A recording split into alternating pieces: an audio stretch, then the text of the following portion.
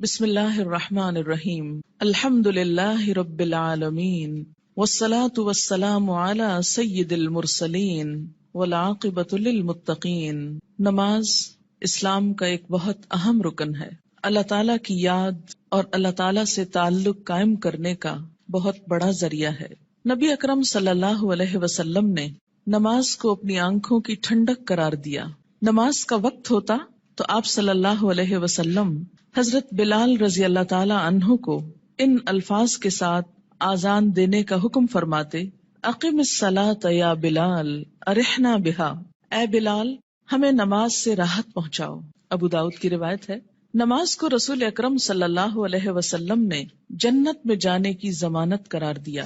حضرت ربیعہ بن کعب اسلمی رضی اللہ تعالی عنہ رسول اللہ صلی اللہ علیہ وسلم کی خدمت میں حاضر رہتے اور نبی صلی اللہ علیہ وسلم کے لیے وضو کا پانی اور دوسری چیزیں لایا کرتے تھے۔ ایک مرتبہ آپ نے خوش ہو کر فرمایا: ربیعہ مانگو، کیا مانگتے ہو؟ حضرت ربیعہ رضی اللہ تعالی عنہ نے عرض کیا: یا رسول اللہ صلی اللہ علیہ وسلم، جنت میں آپ کا ساتھ چاہتا ہوں۔ آپ نے فرمایا: تو پھر سجدوں کی کثرت سے میری مدد کرو۔ یہ صحیح مسلم کی روایت ہے۔ یعنی اگر تمہارے نامہ اعمال میں سجدے زیادہ ہوئے تو میرے لیے تمہاری سفارش کرنا آسان ہو جائے گا۔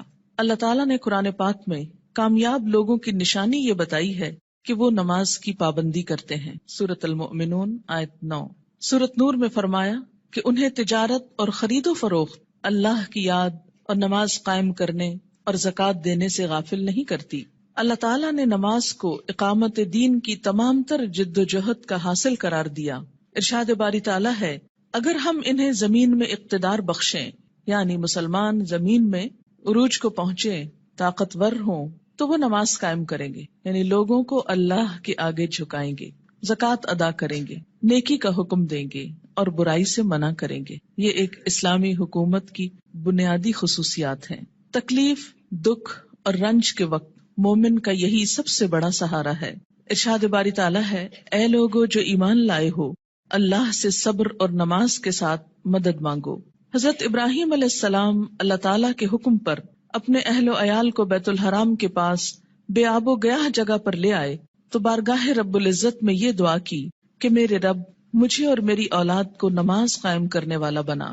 حضرت اسماعیل علیہ السلام کے جن اوصاف کا ذکر قرآن پاک میں آتا ہے ان میں سے ایک یہ بھی ہے، وہ اپنے گھر والوں کو نماز اور زکوٰۃ کا حکم دیتے تھے۔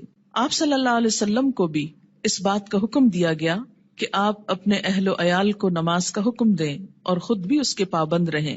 قرآن کریم سے ہدایت حاصل کرنے والے خوش نصیب لوگوں کی اللہ تعالیٰ نے جو نشانیاں بتائی ہیں ان میں سے ایک نشانی یہ بھی ہے کہ وہ نماز قائم کرنے والے لوگ ہیں۔ ذالک الکتاب لا ریب فیہ ھدی للمتقین الذین یؤمنون بالغیب ویقیمون الصلاۃ۔ نماز میں غفلت، کاہلی اور سستی سے کام لینے کو اللہ تعالیٰ نے منافقین کی نشانی بتایا ہے کہ اذا قاموا الی الصلاۃ قاموا کسالی، کہ منافق جب نماز کے لیے اٹھتے ہیں تو سستی کے ساتھ اٹھتے ہیں۔ یراؤن الناس، محض لوگوں کو دکھانے کے لیے، ولا یذکرون اللہ الا قلیلا، اور اللہ کو بہت کم ہی یاد کرتے ہیں، یعنی ان کو نمازوں میں بھی خدا یاد نہیں آتا۔ سورۃ ماعون میں اللہ تعالیٰ نے ان نمازیوں کے لیے ہلاکت اور تباہی بتائی جو نماز کے معاملے میں غفلت اور بے پرواہی سے کام لیتے ہیں۔ فویل للمصلین الذین هم عن صلاتهم ساہون۔ قرآن پاک میں اللہ تعالیٰ نے اقوام کی تباہی اور ہلاکت کا اصل سبب ترک نماز بتایا۔ ارشاد باری تعالیٰ ہے: اللہ کے فرما بردار بندوں کے بعد ایسے نالائق لوگ ان کے جانشین ہوئے جنہوں نے نماز کو ضائع کیا اور دنیا کے مزے اڑانے میں لگ گئے۔ ایسے لوگ عنقریب گمراہی کے انجام سے دوچار ہوں گے، یعنی دنیا میں بھی اس کا نقصان اٹھائیں گے اور آخرت میں بھی خسارے میں مبتلا ہوں گے۔ قیامت کے روز جہنمیوں کا ایک گروہ جہنم میں جانے کا ایک سبب یہ بیان کرے گا کہ لم نک من المصلین، ہم نماز پڑھنے والوں میں سے نہ تھے۔ حالت امن ہو یا حالت خوف، گرمی ہو یا سردی، تندرستی ہو یا بیماری، حتیٰ کہ جہاد و قتال کے موقع پر عین میدان جنگ میں بھی یہ فرض ساقط نہیں ہوتا۔ رسول اکرم صلی اللہ علیہ وسلم 5 فرض نمازوں کے علاوہ نماز تہجد، نماز اشراق، نماز چاشت، تحیت الوضو، تحیت المسجد کا بھی اہتمام فرماتے تھے۔ اور پھر خاص خاص مواقع پر اپنے رب کے حضور توبہ استغفار کے لیے نماز ہی کو ذریعہ بناتے، یعنی صلاۃ توبہ.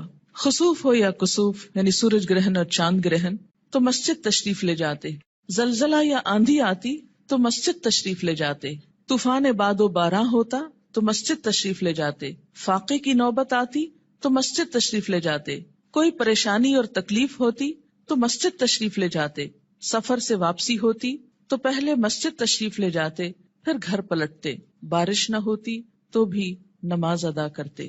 گویا ہر غم، دکھ اور تکلیف کے موقع پر نماز.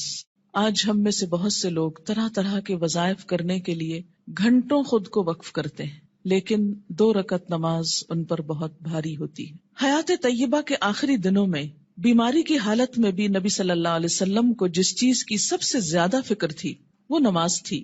وفات مبارک سے چند یوم قبل تیز بخار کی وجہ سے آپ پر غنودگی کی حالت طاری تھی. عشاء کے وقت آنکھ کھلی تو سب سے پہلے یہ سوال کیا، کیا لوگوں نے نماز پڑھ لی ہے؟ یعنی سب سے زیادہ جس بات کی فکر تھی وہ کیا؟ نماز. عرض کیا گیا نہیں، آپ ہی کا انتظار ہے. سرور عالم صلی اللہ علیہ وسلم نے پھر اٹھنا چاہا تو بے ہوش ہو گئے. جب آنکھ کھلی تو زبان مبارک سے پھر وہی الفاظ نکلے، کیا لوگوں نے نماز پڑھ لی ہے؟ عرض کیا گیا نہیں، آپ ہی کا انتظار ہے. تیسری مرتبہ اٹھنے کی کوشش میں پھر غشی طاری ہو گئی. افاقہ ہونے پر ارشاد فرمایا، ابو بکر نماز پڑھائیں. وفات مبارک سے چند لمحے پہلے آپ نے امت کو جو آخری وصیت فرمائی وہ یہ تھی، الصلاۃ الصلاۃ وما ملکت ایمانکم، یعنی مسلمانوں نماز نماز اور اپنے غلاموں کا ہمیشہ خیال رکھنا. یعنی ایک طرف حقوق اللہ اور دوسری طرف حقوق العباد. بندوں میں سے سب سے زیادہ محروم مخلوق غلام. نماز بذات خود جتنی اہم ہے، طریقہ نماز بھی اسی قدر اہم ہے. نماز کے بارے میں حکم صرف یہی نہیں کہ اسے ادا کرو، بلکہ حکم یہ بھی ہے کہ اس طرح ادا کرو جس طرح مجھے ادا کرتے دیکھتے رہے ہو. ایک حدیث مبارک میں کچھ یوں آتا ہے کہ قیامت کے روز حقوق اللہ میں سے سب سے پہلے نماز کا حساب لیا جائے گا. جس کی نماز درست طریقے سے پڑھی گئی ہوگی وہ کامیاب و کامران ہوگا، اور جس کی نماز بگاڑی گئی ہوگی وہ ناکام و نامراد ہوگا. اس سے کیا پتہ چلتا ہے کہ قیامت کے روز صرف یہی نہیں پوچھا جائے گا کہ نماز پڑھی یا نہیں، بلکہ یہ بھی دیکھا جائے گا کہ کس طریقے سے پڑھی، کیا اس میں ان تمام امور کا لحاظ رکھا گیا جن کی پابندی ضروری تھی، سنت کے مطابق تھی یا نہیں. اس سے یہ اندازہ لگانا مشکل نہیں کہ ادائیگی نماز کے ساتھ ادائیگی نماز کا طریقہ بھی بہت ضروری ہے. جو مسائل آگے بیان کیے جائیں گے وہ کسی خاص فقہی مسلک کو سامنے رکھ کر نہیں، اور نہ ہی کسی مسلک کو صحیح یا غلط ثابت کرنے کے لیے یہ مجموعہ مرتب کیا گیا ہے، بلکہ پیش نظر صحابہ کرام کا وہ طریقہ ہے جس میں ایک صحابی حضرت حذیفہ رضی اللہ تعالی عنہ نے ایک آدمی کو نماز پڑھتے دیکھا جو رکوع اور سجود پورے نہیں کر رہا تھا. جب وہ آدمی نماز سے فارغ ہوا تو حضرت حذیفہ رضی اللہ تعالی عنہ نے اسے بلا کر کہا، تم نے نماز نہیں پڑھی، اور اگر اسی طرح کی نماز پڑھتے پڑھتے مر گئے تو طریقہ اسلام کے خلاف مرو گے. یعنی اگر رکوع سجدہ صحیح طور پر ادا نہیں ہوا مکمل طور پر تو وہ نماز پھر نماز نہیں، ایک مذاق ہے نماز کا. ایک دوسرے صحابی حضرت عبداللہ بن عباس رضی اللہ تعالی عنہ نے ایک شخص کو نماز عید سے پہلے نفل پڑھتے دیکھا تو اسے منع کیا. وہ کہنے لگا، اللہ تعالیٰ مجھے نماز پڑھنے پر عذاب نہیں کرے گا. حضرت عبداللہ بن عباس نے فرمایا، اللہ تعالیٰ تجھے سنت رسول صلی اللہ علیہ وسلم کی مخالفت کرنے پر ضرور عذاب دے گا، کیونکہ آپ نے کبھی نماز عید سے پہلے عیدگاہ میں نفل نہیں پڑھے تھے. ایسے کاموں سے کیوں اتنی شدت سے روکا گیا؟ کیونکہ اس سے دین بوجھل ہو جاتا ہے. اگر ایک شخص ایک رو میں آ کے کرتا ہے، دوسرا اس کو دیکھ کے کل ایک پورا وہ طریقہ بن جائے گا اور لوگ اس کو اپنے لیے لازم قرار دے دیں گے اور بلا وجہ دین کو بھاری کر لیں گے. ایک اور صحابی حضرت عمارہ بن رویبہ رضی اللہ تعالی عنہ نے خطبہ جمعہ کے دوران حاکم وقت کو ممبر پر ہاتھ بلند کرتے دیکھا تو کہا، اللہ خراب کرے ان ہاتھوں کو.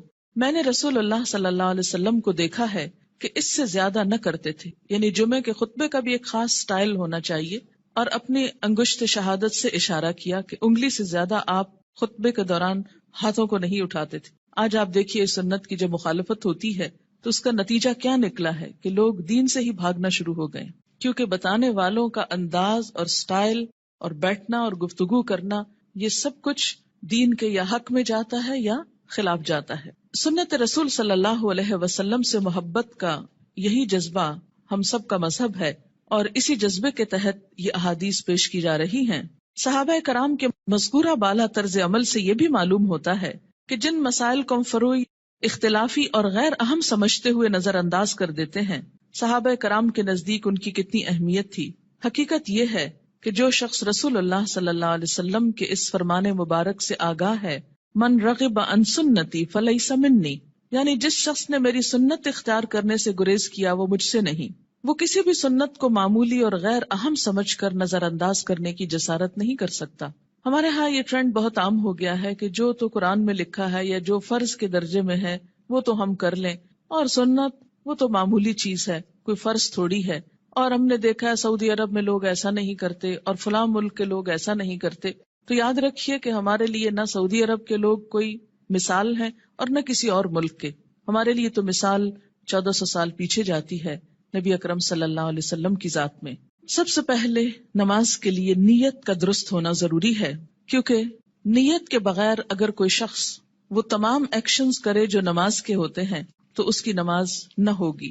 کسی بھی عمل کے اجر و ثواب کا دار و مدار نیت پر ہے۔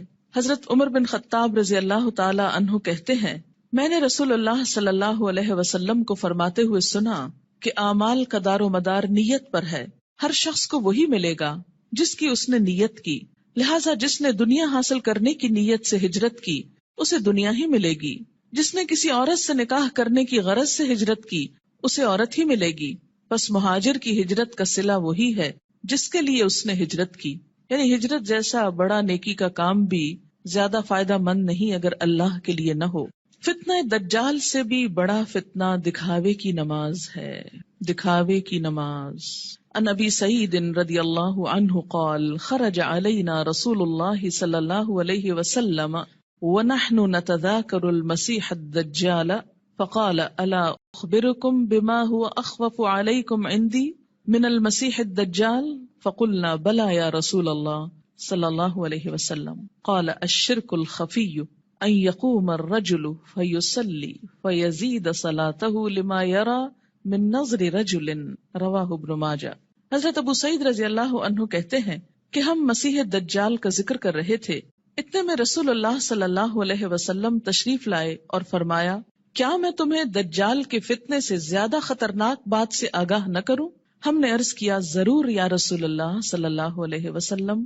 آپ نے فرمایا، شرک خفی یعنی خفیہ شرک جس کو پروناؤنس نہ کیا جائے لیکن وہ دل میں چھپاؤ، یہ دجال سے بھی زیادہ خطرناک ہے، اور وہ یہ ہے کہ ایک آدمی نماز کے لیے کھڑا ہو اور نماز کو اس لیے لمبا کرے کہ کوئی آدمی اسے دیکھ رہا ہے، یعنی تنہائی میں نماز پڑھے تو چھوٹی سی پڑھ لے، قل هو اللہ پڑھ کے ختم کر دے، اور اگر لوگوں کے بیچ میں پڑھ رہا ہے، لوگوں کے ساتھ پڑھ رہا ہے تو صرف اس لیے لمبی کر دے کہ لوگ دیکھیں گے تو پھر ان کے نزدیک میں بہت نیک کہلاؤں گا۔ اسے شرک بھی کہا گیا، یعنی شرک خفی، اور اسے دجال کے فتنے سے زیادہ بدترین چیز قرار دیا گیا۔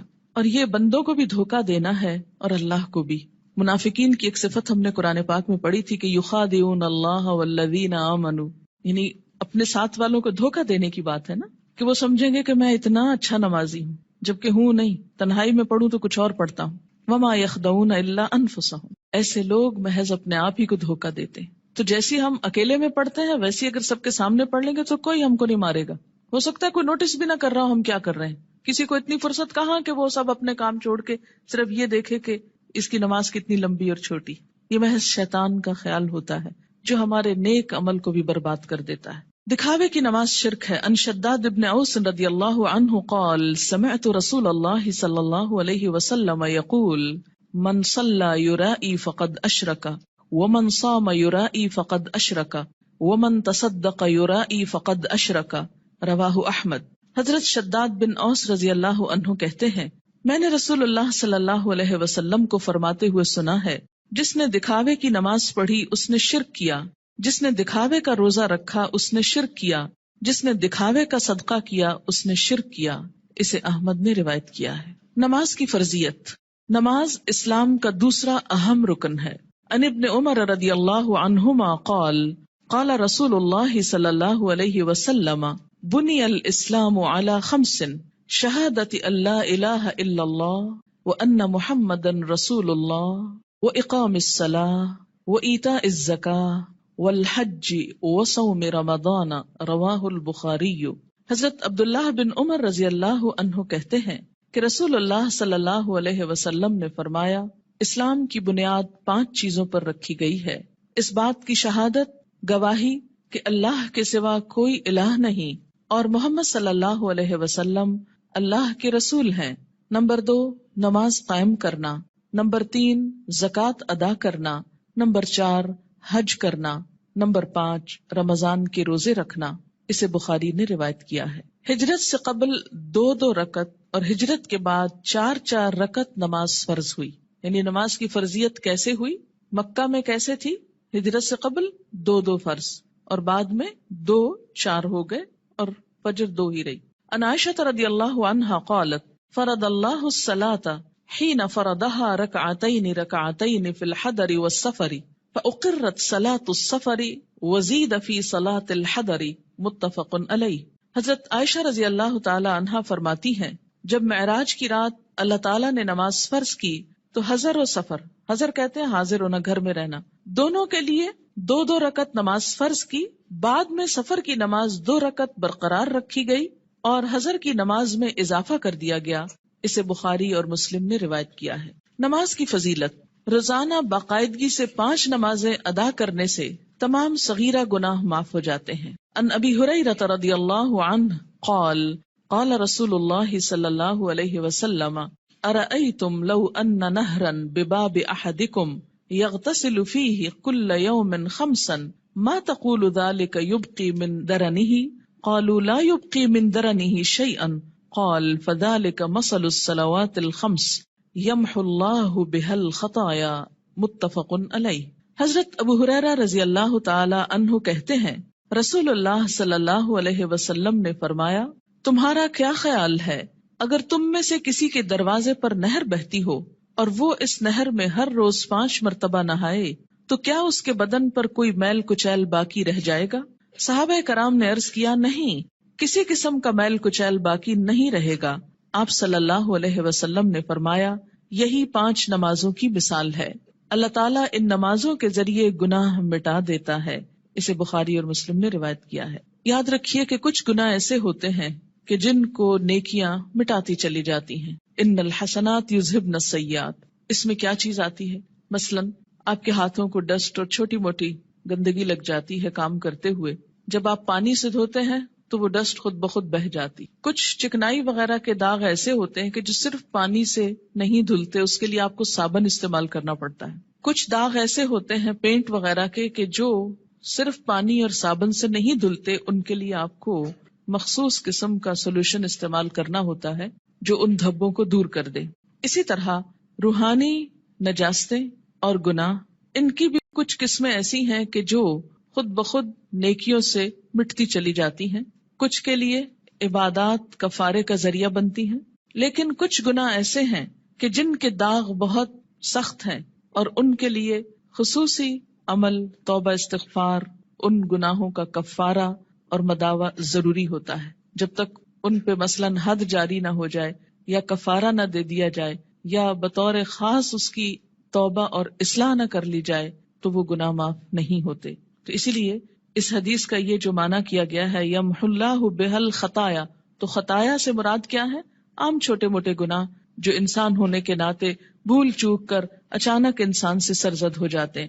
آپ منہ سے کچھ کہنے چلے تھے، کچھ اور کہہ بیٹھے، آپ کی نیت نہیں تھی، ارادہ نہیں تھا، اچانک ہی کچھ ہو گیا، پھر احساس ہوتا ہے، پھر آپ دوبارہ اس کی اصلاح کرتے ہیں، لیکن بسا اوقات وہ بھی بھول جاتے ہیں۔ تو ایسے میں کیا ہے کہ جو چیزیں انجانے میں نہ چاہتے ہوئے انسان سے ہو جائیں تو اللہ تعالیٰ انسان کے گناہوں کو مختلف عبادات کے ذریعے دھوتا رہتا ہے۔ نماز گناہوں کی آگ کو ٹھنڈا کرتی ہے۔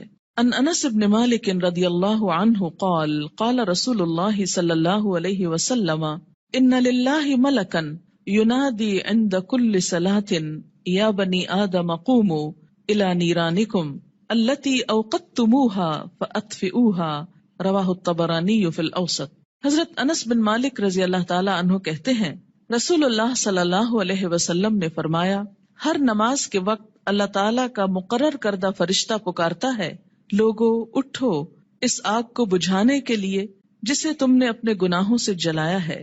یعنی انسان کے گناہ انسان کے لیے جہنم کی آگ تیار کرتے ہیں، لیکن جب انسان نماز پڑھتا ہے آگ بجھ جاتی. 5 نمازیں باقاعدگی سے ادا کرنے والا قیامت کے دن صدیقین اور شہداء کے ساتھ ہوگا.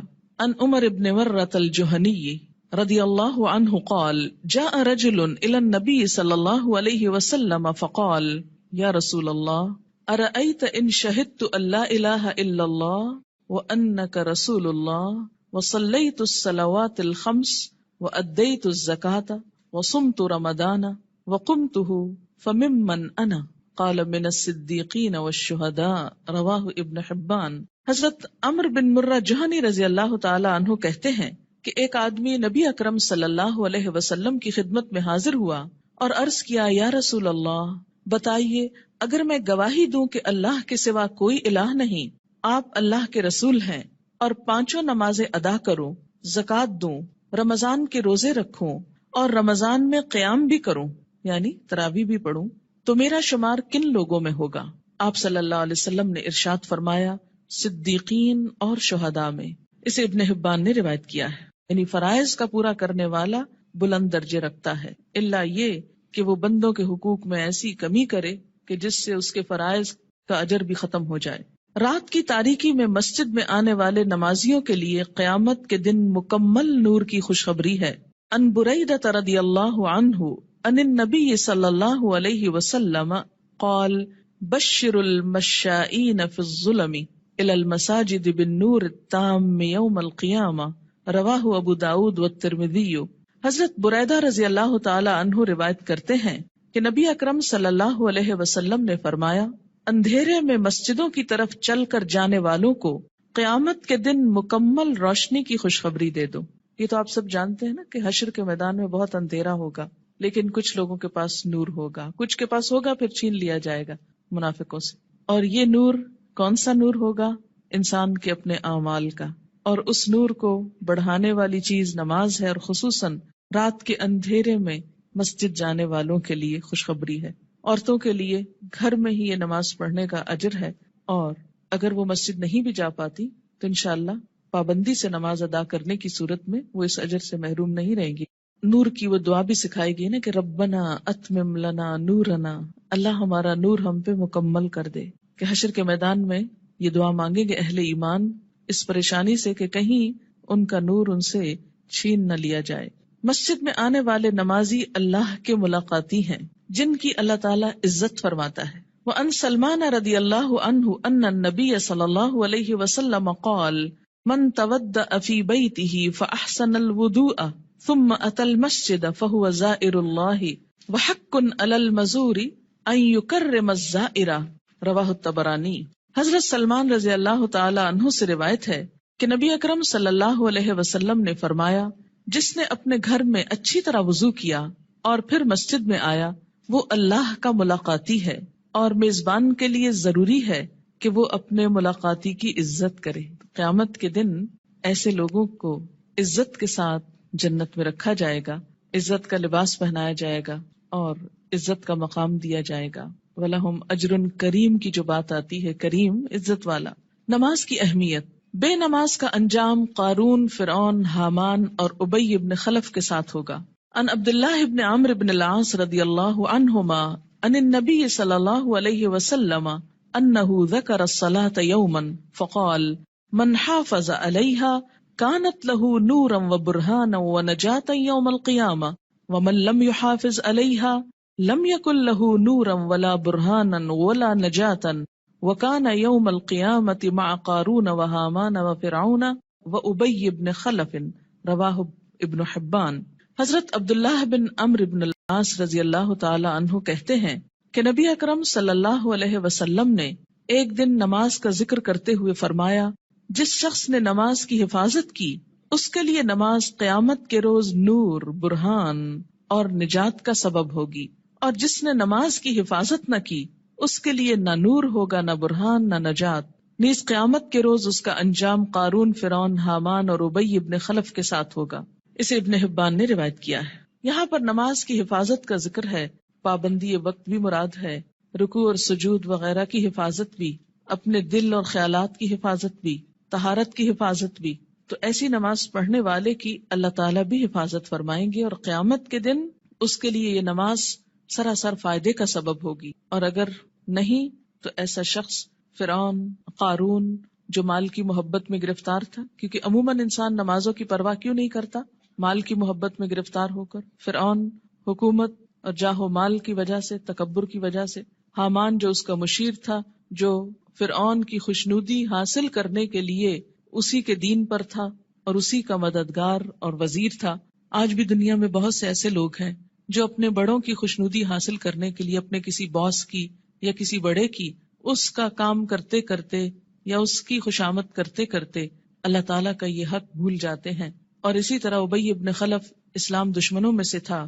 یعنی ایسا شخص جو نماز کی حفاظت نہ کرے، پھر اسے صدیقین اور شہداء کے ساتھ ہونے کی بجائے ایسے مجرموں کے ساتھ رکھا جائے گا. اسلام اور کفر کے درمیان حد فاصل نماز ہے. عن جابر رضی اللہ عنہ قال قال رسول اللہ صلی اللہ علیہ وسلم بین الرجل و بین الشرک والکفر ترک الصلاۃ، رواہ مسلم. حضرت جابر رضی اللہ عنہ سے روایت ہے کہ رسول اللہ صلی اللہ علیہ وسلم نے فرمایا، آدمی اور شرک یا کفر کے درمیان حد فاصل ترک نماز ہے. یعنی نماز کا پڑھنا یا چھوڑنا اس کو ایک طرف یا دوسری طرف لے آتا ہے. اسے مسلم نے روایت کیا ہے. مثلاً ایک شخص مسلمان ہے، اسلام کی حفاظت میں ہے، یہ حفاظت جو ہے یہ نماز کے ساتھ ہے، یا یوں کہیے کہ نماز ہی کی یہ باؤنڈری. جب کوئی شخص نماز نہیں پڑھتا، اس عہد کو توڑتا ہے تو وہ کٹ جاتی ہے ڈور جس سے وہ محفوظ تھا، اور اس کے بعد وہ اسلام کی حدوں سے نکل کر کفر کے قریب ہو جاتا ہے یا اس میں داخل ہو جاتا ہے. 10 برس کی عمر میں اگر بچہ نماز کا عادی نہ بنے تو اسے مار کر نماز پڑھوانی چاہیے، یعنی سختی کی جا سکتی ہے. عن عمرو بن شعیب عن ابیہ عن جدہ رضی اللہ عنہما قال قال رسول اللہ صلی اللہ علیہ وسلم مروا اولادکم بالصلاة وهم ابناء 7 سنین واضربوهم علیہا وهم ابناء 10 سنین وفرقوا بینہم فی المضاجع، رواہ ابو داود. حضرت عمرو اپنے باپ شعیب سے اور شعیب اپنے دادا عبداللہ بن عمرو بن عاص سے روایت کرتے ہیں کہ رسول اللہ صلی اللہ علیہ وسلم نے فرمایا، جب تمہارے بچے 7 برس کے ہو جائیں تو انہیں نماز پڑھنے کا حکم دو. جب 10 برس کے ہو جائیں اور نماز باقاعدگی سے نہ پڑھیں تو نماز پڑھانے کے لیے انہیں مارو. نیز 10 برس کی عمر کے بچوں کو علیحدہ علیحدہ بستروں پر سلاؤ. اسے ابو داؤد نے روایت کیا ہے. 10 سال کی عمر تک بچے کی عادتیں پختہ ہو جاتی. اگر اس عمر میں والدین کچھ محنت کر لیں، تکلیف کر لیں، تو باقی زندگی میں پھر آسانی ہو جائے گی، کیونکہ والدین سے پوچھا جائے گا بچوں کی تربیت کے بارے میں. قرآن پاک میں اللہ تعالیٰ فرماتے ہیں، یا ایھا الذین آمنوا قوا انفسکم واہلیکم نارا، اے لوگو جو ایمان لائے ہو، بچاؤ اپنے آپ کو اور اپنے اہل و عیال کو آگ سے. ہم سمجھتے ہیں ایمان اور آگ، ہم نے تو کلمہ پڑھ لیا، ہمیں آگ کیوں چھوئے گی؟ اللہ تعالیٰ ایمان والوں ہی سے فرما رہے ہیں کہ اپنے آپ کو اور اپنے بچوں کو، بیوی کو، گھر والوں کو، اہل و عیال کو آگ سے بچاؤ. یعنی ان کی اسلامی خطوط پر تربیت کرو تاکہ وہ اللہ کے بندے بن کر زندگی بسر کر سکیں.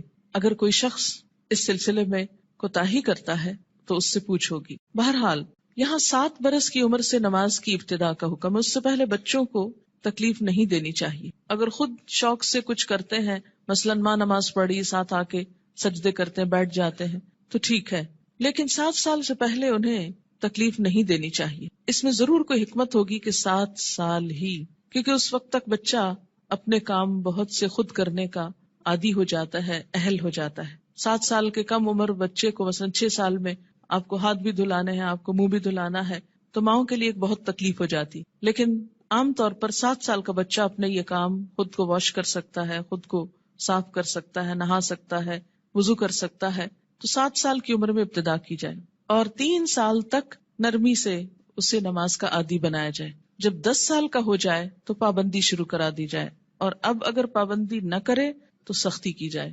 لیکن انشاءاللہ جو 7 سال سے ابتدا کرا دے گا اس کو 10 سال میں سختی کی ضرورت نہیں رہے گی، اور اس میں آپ پھر تدریج سے کام لے سکتے ہیں. مثلا میں نے اپنے بچوں کے ساتھ یہ کیا کہ ان کو جو 7ویں سال کی جو برتھ ڈے آپ سیلیبریٹ کرتے ہیں تو کیک کھلانے کی بجائے بٹھا کے یہ بتایا کہ نماز کتنی امپورٹنٹ ہے، اور آج سے تم 7 سال کے ہو گئے ہو اور ہم سب مل کر مغرب کی نماز پڑھیں گے. میں نے یہ نہیں کہا کہ تم پڑھو، بلکہ ہم پڑھیں گے، اور ساتھ کھڑے ہو کر وضو کروایا، ساتھ کھڑے ہو کر نماز پڑھائی.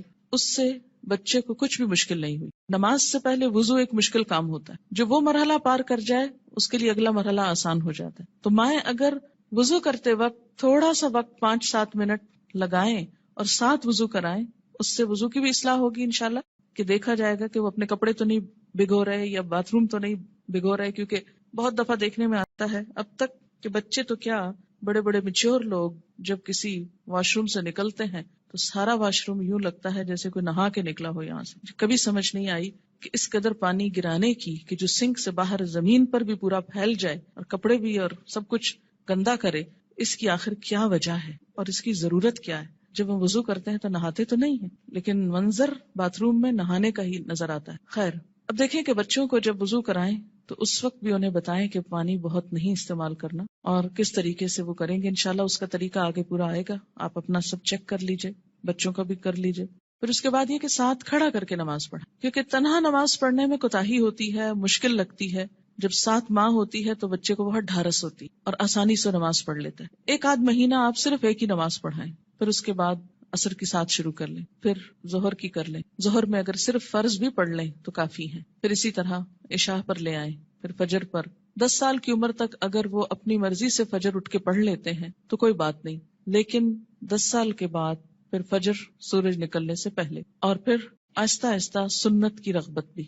فجر کی تو سنت خیر پڑھی ہی جائے گی، لیکن باقی نمازوں میں آہستہ آہستہ رغبت، حتیٰ کہ جب بالغ ہوں، 12 سال 13 14، مختلف بچوں کی مختلف بلوغت کی عمر ہوتی ہے، تو اس وقت پھر ان کو دین کی ایسی باتیں ساتھ پڑھائیں کہ جس سے ان کے دل میں سنت پڑھنے کی، نفل پڑھنے کی محبت پیدا ہو جائے، اور وہ نماز سے بھاگے نہیں بلکہ نماز سے محبت کرے، ایسی ہی جیسے اللہ کے رسول صلی اللہ علیہ وسلم فرماتے تھے، اٹھو بلال، نماز قائم کرو اور ہمیں راحت پہنچاؤ. کہ نماز ایک خوشی کی خبر بن جائے، نہ کہ ایک پریشانی کی. اور اس میں تھوڑی سی محنت کی ضرورت ہے. اگر کوئی بچہ محنت کے باوجود، کوشش کے باوجود نہ پڑھنے کی طرف آئے تو پھر خصوصی طور پر دعا مانگے، نفل حاجت کے پڑھ کر خصوصی دعا بچے کے لیے مانگے کہ اللہ تعالیٰ اس کے لیے یہ کام آسان کر دے اور اس کے دل میں یہ محبت پیدا کر دے.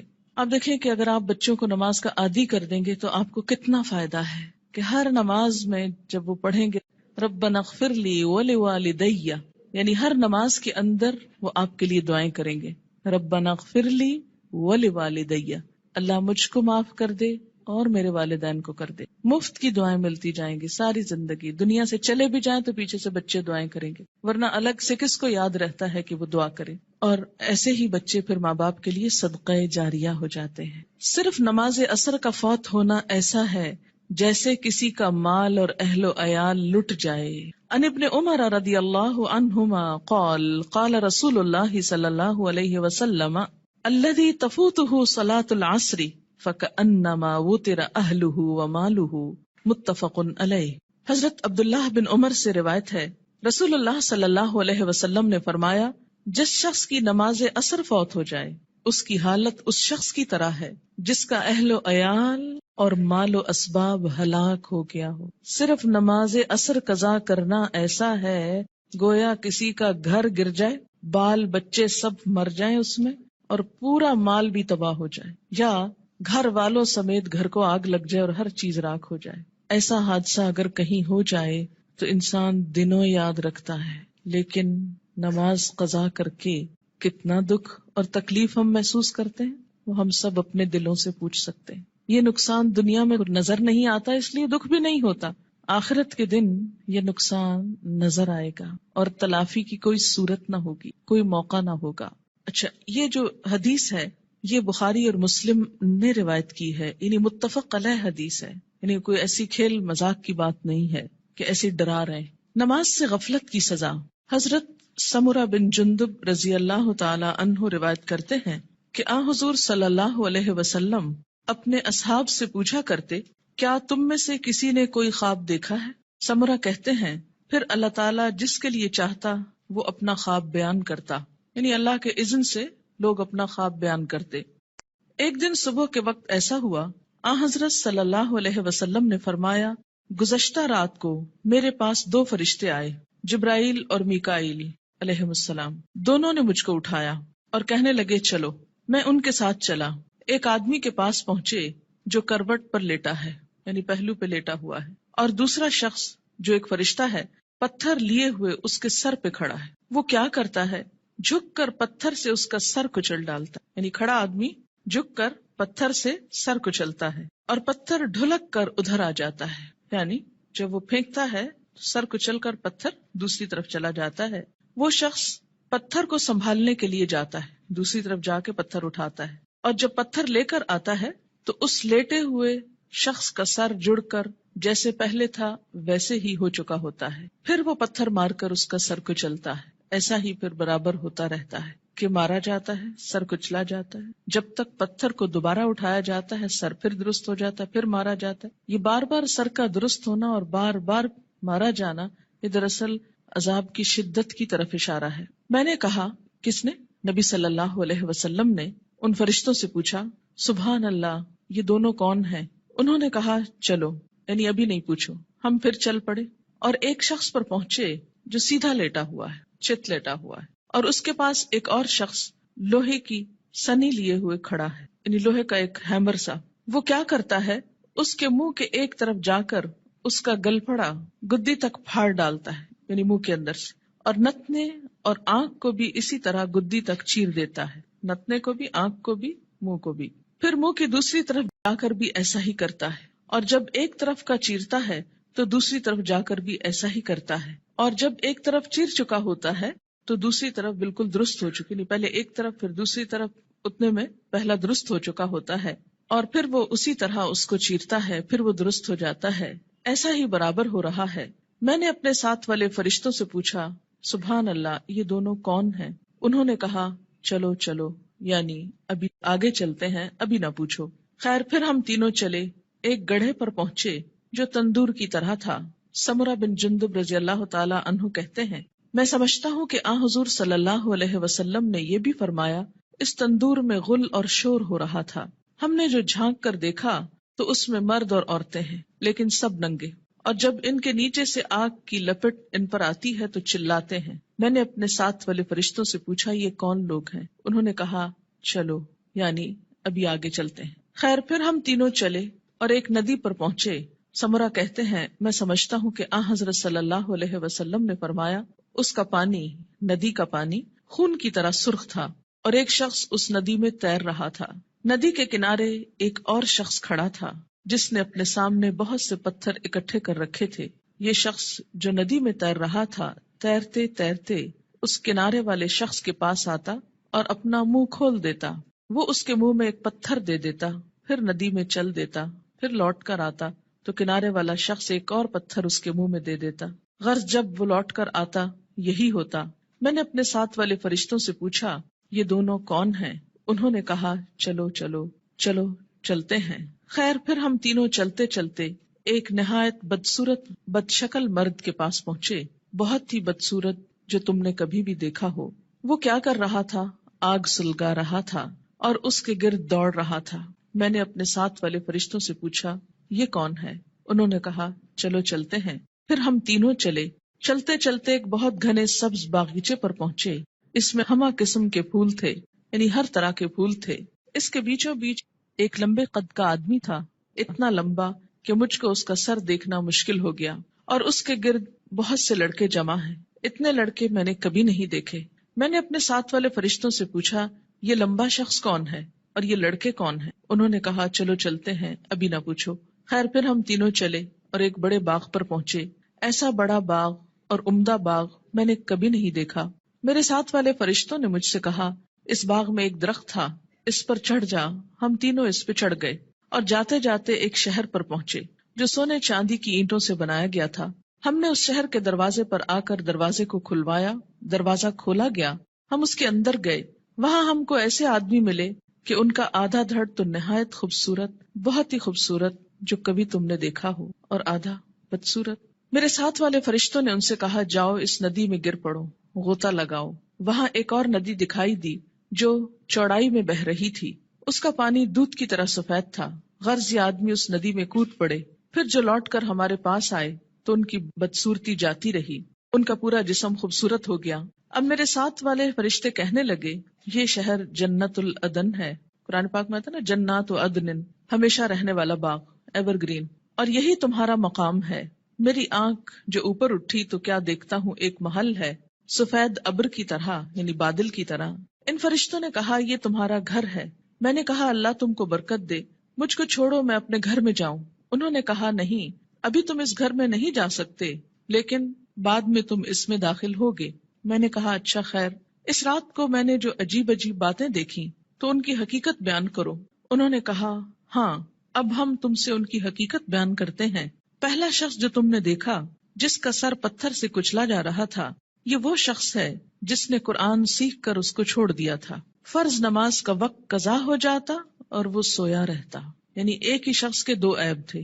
نمبر ایک، قرآن سیکھ کر اس کو چھوڑ دیا، یعنی پھر ویسا ہی ہو گیا جیسے اس نے کبھی اس کو پڑھا ہی نہ تھا۔ اور دوسرا قصور، فرض نماز کا وقت قضا ہو جاتا اور وہ سویا رہتا، جیسے فجر کے وقت نہ اٹھنا خاص طور پر۔ وہ شخص جس کے گل پھڑے اور نتنے اور آنکھیں گدی تک چیر رہے تھے، وہ دنیا میں کیا کرتا تھا؟ صبح کو گھر سے نکلتے ہی ایک جھوٹی خبر تراشتا، لوگوں سے کہتا، یعنی پھر بیان کرتا، وہ خبر سارے جہان میں پھیل جاتی۔ یعنی مشغلے کے طور پر کیا اس نے کام اپنا رکھا تھا؟ جھوٹی خبر گھڑنا اور اس کو پھیلا دینا، اور وہ سارے جہان میں پھیل جاتی۔ اور ننگے مرد اور عورت جو تم نے تندور میں دیکھے، وہ زنا کرنے والے اور زنا کرنے والیاں ہیں، یعنی وہ مرد اور عورت جن کے ایکسٹرا میرٹل ریلیشنز تھے دنیا میں۔ اور وہ شخص جو ندی میں تیر رہا تھا، اس کے منہ میں پتھر دیے جاتے تھے، یہ سود خور ہے۔ اور وہ بدصورت شخص جو آگ سلگا رہا تھا اور اس کے گرد دوڑ رہا تھا، وہ دوزخ کا داروغہ ہے۔ اس کا نام کیا ہے؟ قرآن پاک میں کیا آتا ہے؟ مالک نامی۔ لمبا شخص جو باغیچے میں ملا تھا، وہ ابراہیم علیہ السلام پیغمبر ہیں۔ ان کے گرد وہ لوگ ہیں جو اسلام کی فطرت پر مرے، یعنی توحید پر۔ سمرہ کہتے ہیں بعض مسلمانوں نے آپ صلی اللہ علیہ وسلم سے عرض کیا، یا رسول اللہ صلی اللہ علیہ وسلم، اور مشرکوں کے بچے جو نابالغ مرتے ہیں وہ بھی ان میں داخل ہیں؟ آپ نے فرمایا ہاں، مشرکوں کے بچے بھی، کیونکہ ہر بچہ فطرت پر پیدا ہوتا ہے نا، جب تک اس کا شعور اپنا نہیں جاگ جاتا۔ اب رہے وہ لوگ جن کا آدھا دھڑ خوبصورت تھا، آدھا دھڑ بدصورت، یہ وہ لوگ تھے جنہوں نے دنیا میں اچھے اور برے سب طرح کے کام کیے، یعنی کچھ کام ان کے اچھے تھے اور کچھ کام ان کے برے تھے، آدھے خوبصورت آدھے بدصورت۔ جب اس طرح ان کی پہچان ہو جائے گی تو پھر ایک وقت آئے گا کہ ان کو نہلا کر درست کر دیا جائے گا، کیونکہ جنت میں رہنے والا کوئی شخص پھر ہمیشہ کے لیے بدصورت نہیں ہوگا۔ اب دیکھیں کہ دنیا میں اگر کسی کا ناک اس کی پسند کا نہ ہو، یا چہرے پہ داغ ہو، یا کچھ بھی ہو، یا اگر پاؤں خوبصورت نہ ہو، تو کس قدر شرمندگی محسوس کرتا رہتا ہے، احساس کمتری میں مبتلا ہو جاتا ہے۔ جنت میں اگر کچھ عرصہ بھی ایسا لوگوں کے بیچ میں رہنا پڑے کہ آدھا دھڑ خوبصورت ہو اور آدھا بدصورت ہو، تو کس قدر شرمندگی کی بات ہے۔ اس لیے انسان کے جتنے بھی اعمال ایسے ہوں جو بدصورت کرنے والے ہوں، اس کو ان کو چھوڑ کر خوبصورت کی طرف پلٹنے کی ضرورت ہے۔ بخاری کی یہ روایت ہے، طویل روایت، جس کا ایک حصہ فرض نماز کے بارے میں ہے۔ یاد رکھیے، انبیاء علیہم السلام کی خواب وحی کا ایک ذریعہ ہوتا ہے، اور یہ خواب آپ صحابہ کے بیچ میں بیان کر رہے ہیں اور سکھانے کا ایک طریقہ ہے۔ انبیاء علیہم السلام کو وحی بسا اوقات خواب میں بھی آتی۔ حضرت عائشہ رضی اللہ تعالی عنہا کا بیان ہے کہ نبی صلی اللہ علیہ وسلم پر وحی آنے کی ابتدا ہی سچے خوابوں سے ہوئی تھی۔ انبیاء علیہم السلام کے خواب بھی سچے ہوتے ہیں، اور خواب میں بھی جو سین ان کو دکھائے جاتے ہیں، جو باتیں ان کو دکھائی جاتی ہیں، وہ بالکل سچ ہوتی ہیں، حقیقت۔ تو یہاں پر آپ صلی اللہ علیہ وسلم کو بذریعہ خواب دکھایا گیا کہ ایک شخص ہے جس کا سر پتھر سے کچلا جا رہا ہے، اور پھر ٹھیک ہو جاتا، اور پھر اب آپ دیکھیے کہ جو شخص قرآن یاد کر کے بھلا دیتا ہے، ایک تو حافظ کا انجام بتایا گیا۔ میں آپ لوگوں کو یہ نصیحت کروں گی کہ جب تک بچوں کا اپنا رجحان نہ ہو، اپنا شوق نہ ہو، خدا کے لیے ان کو حفظ نہ کرائیں۔ کیوں؟ اس لیے کہ وہ ماں باپ کے کہنے میں آ کے کر تو لیتے ہیں، لیکن بعد میں اس کی حفاظت نہیں کرتے۔ ماں باپ کیوں اتنا اصرار کرتے ہیں ان کو حفظ کرانے پر؟ ریسنٹلی مجھے کسی نے بتایا کہ وہ خود نماز نہیں پڑھتے لیکن بچوں کو حفظ کرانے کا بہت شوق رکھتے ہیں۔ میں نے کہا ایسی بھی کیا بات ہوئی؟ اس لیے کہ وہ یہ چاہتے ہیں کہ بچے ان کو بخشوا سکیں، بچے حافظ بن جائیں اور ماں باپ کی بخشش کرا سکیں۔ تو جہاں اپنی بخشش کے لیے خود تو نماز پڑھی نہ جائے لیکن بچوں کو حافظ بنا دیا جائے، تو وہ بچے بھی کتنا یاد رکھیں گے، اور باپ کو سوتے دیکھیں ساری زندگی تو وہ کتنی نماز پڑھیں گے اور کتنا قرآن پڑھیں گے تو اللہ ہی جانتا ہے۔ اللہ تعالیٰ یخرج الحی من المیت و یخرج المیت من الحی، زندہ سے مردہ اور مردہ سے زندہ کو نکالتا ہے، بے عمل سے باعمل بچے کو پیدا کر سکتا ہے، یہ اس کی شان ہے. لیکن ہم اپنی کوششوں کو بھی دیکھیں کہ ہم کیا کر رہے ہیں. اور اس میں فرض نماز پڑھے بغیر سو جانا میں فجر کی نماز بھی ہو سکتی ہے اور عشاء بھی ہو سکتی ہے، یا پھر ظہر پڑھے بغیر سو جانا، یا پھر عصر کے لیے اٹھنا ہی نہیں، سوئے چلے جانا. نماز فجر اور عشاء کے لیے مسجد میں نہ آنا نفاق کی علامت ہے. باجماعت نماز نہ پڑھنے والے لوگوں کے گھروں کو رسول اکرم صلی اللہ علیہ وسلم نے جلانے کا ارادہ فرمایا. عن ابی ہریرہ رضی اللہ عنہ قال قال رسول اللہ صلی اللہ علیہ وسلم لیس صلاة اسقل علی المنافقین من الفجر والعشاء ولو يعلمون ما فيهما لآتوهما ولو حبوا لقد هممت ان آمر المؤذن فيقيم ثم آمر رجلا يؤم الناس ثم آخذ شعلا من نار فأحرق على من لا يخرج إلى الصلاة بعد. متفق علیہ. حضرت ابو ہریرہ رضی اللہ تعالی عنہ کہتے ہیں کہ رسول اللہ صلی اللہ علیہ وسلم نے فرمایا، منافقوں پر فجر اور عشاء کی نماز سے زیادہ بھاری کوئی نماز نہیں ہے. اگر انہیں پتا چل جائے کہ دونوں نمازوں کا ثواب کتنا زیادہ ہے تو ان دونوں نمازوں میں ضرور آتے، خواہ گھٹنوں کے بل ہی آنا پڑتا. چل نہ سکتے تو رینگ کر آتے، جیسے بچے رینگتے ہیں، کرال کرتے ہیں، کرال کرتے ہوئے آتے. میں نے ارادہ کیا کہ مؤذن کو حکم دوں وہ اقامت کہے، پھر ایک آدمی کو حکم دوں کہ وہ لوگوں کی امامت کرائے، اور خود آگ کا ایک شعلہ لے کر ان لوگوں کے گھروں کو جلا دوں جو اس اذان اور اقامت کے بعد نماز کے لیے نہیں نکلتے. اسے بخاری اور مسلم نے روایت کیا ہے. خلاف سنت ادا کی گئی نماز قیامت کے روز ناکامی اور نامرادی کا باعث ہوگی. قیامت کے روز حقوق اللہ میں سب سے پہلے نماز کا حساب ہوگا. عن ابی ہریرہ رضی اللہ عنہ قال قال رسول اللہ صلی اللہ علیہ وسلم ان اول ما يحاسب به العبد يوم القيامة من عمله صلاته فإن صلحت فقد أفلح وأنجح وإن فسدت فقد خاب وخسر فإن انتقص من فريضته شيء قال الرب تبارك وتعالى انظروا هل لعبدي من تطوع فيكمل بها من انتقص من الفريضة ثم يكون سائر عمله على ذلك رواه الترمذي. حضرت ابو ہریرہ رضی اللہ تعالی عنہ کہتے ہیں رسول اللہ صلی اللہ علیہ وسلم نے ارشاد فرمایا، قیامت کے روز بندے سے سب سے پہلے جس چیز کا حساب لیا جائے گا وہ اس کی نماز ہے. اگر نماز درست ہوئی تو بندہ کامیاب و کامران ہوگا. درست ہوئی یعنی صحیح طریقے پر ہوئی، مراد سنت کے مطابق. اور اگر نماز خراب ہوئی تو ناکام و نامراد ہوگا. خراب نماز سے مراد کیا؟ پڑھی تو لیکن اس کے جو آداب تھے ان کا لحاظ نہیں رکھا. اس میں طہارت، قبلے کا رخ ہونا، لباس کا درست ہونا، یہ ساری چیزیں آ جاتی. اگر بندے کے فرائض میں کچھ کوتاہی ہو گئی تو اللہ تعالیٰ فرمائیں گے میرے بندے کے نامہ اعمال میں دیکھو کوئی نفل عبادت ہے. یعنی اگر فرض نماز کم ہو گئی تو کہاں سے پوری کی جائے گی؟ نفل سے. اگر فرض زکوٰۃ میں کوئی کمی ہو گئی تو نفل صدقات سے. اسی طرح باقی عبادات میں بھی. پھر اس کے تمام اعمال کا حساب اسی طرح ہوگا. پہلے فرائض کو دیکھا جائے گا، اگر کوئی کمی ہو تو نوافل سے پوری کر دی جائے گی. لیکن اگر پڑھے ہی صرف فرض ہوں اور وہ بھی صحیح طریقے پر نہ ہو، اور نوافل کی طرف تو ہماری عام طور پر توجہ ہی کم ہوتی ہے. ہم میں سے کتنے نفل روزے رکھتے ہیں، کتنے نفلی صدقہ کرتے ہیں، کتنے نفل نماز پڑھتے ہیں، کتنے نفلی حج کرتے ہیں. نفل تو ایکسٹرا کے معنوں میں ہے، لیکن چلے اگر کم بھی ہے کچھ تو اس کو صحیح طریقے پر تو ادا کیا جائے تاکہ وہ قیامت کے دن نجات کا سبب بنے. وآخر دعوانا ان الحمد للہ رب العالمین.